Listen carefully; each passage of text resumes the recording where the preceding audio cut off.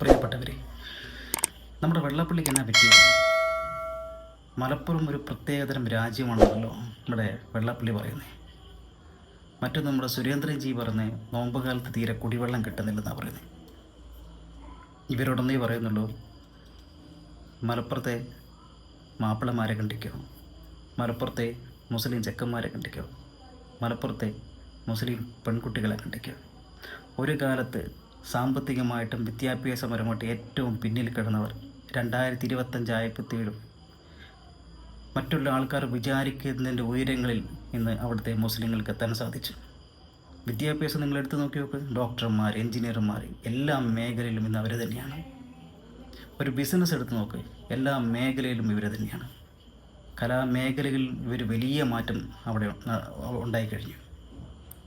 പിന്നെ പൊളിറ്റിക്സിൻ്റെ കാര്യം പറയേണ്ട ആവശ്യമില്ല. SNDP പ്രവർത്തകർക്ക് എന്തെങ്കിലും മാറ്റം ഉണ്ടാക്കി കൊടുക്കാൻ ഈ വെള്ളാപ്പള്ളിക്കായിട്ടുണ്ടോ? അതുപോലെ തന്നെ സുരേന്ദ്രൻജീൻ്റെ ആശയത്തിൻ്റെ പുറകെ നടക്കുന്നവർക്ക് എന്തെങ്കിലും മാറ്റം ഉണ്ടാക്കി കൊടുക്കാൻ ജിക്കായിട്ടുണ്ടോ? ഒന്നും ചെയ്യാൻ സാധിച്ചിട്ടില്ല. മലപ്പുറം വളരുന്നതിൻ്റെ വേദനയാണ് ഇവർക്ക്. തീവ്രവാദത്തിൻ്റെയും വർഗീയതയുടെയും പേര് പറഞ്ഞ് മലപ്പുറത്ത് ഇല്ലാതാക്കാൻ നോക്കരുത്. സ്നേഹത്തിൻ്റെയും മതേതരത്തിൻ്റെയൊക്കെ ഒരു പാരമ്പര്യമുള്ള ഒരു നാടാണ് മലപ്പുറം. ആ മലപ്പുറം ഇവിടെ തന്നെ ഉണ്ടാകും.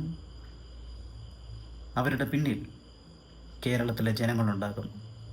തീവ്രവാദവും വർഗീയതയും പറഞ്ഞ് വെള്ളാപ്പള്ളിനെ പോലെയും സുരേന്ദ്രനെ പോലും വരുന്നവരെ തള്ളിക്കളകി തന്നെ ചെയ്യും ഈ കേരളം. നിങ്ങൾക്ക് മലപ്പുറത്ത് ഇല്ലാതാക്കാനാവില്ല. It's me Manu. Thanks for watching video. ഒന്ന് സപ്പോർട്ട് ചെയ്യണേ.